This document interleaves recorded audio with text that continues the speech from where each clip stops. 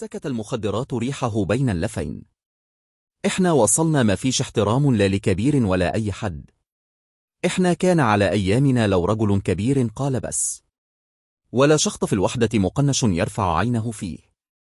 رسالة من حفيده الجد.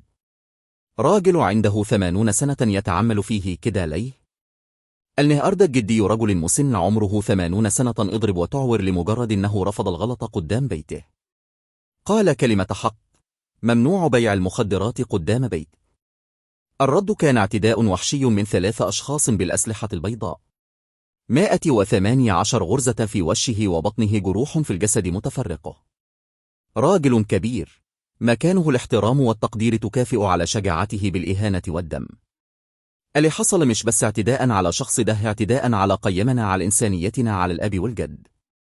نطالب كل مسؤول وكل إنسان عنده ضمير ياخد موقف واستغاثة إلى مركز شرطة نبروه والجهات المختصة والرأي العام.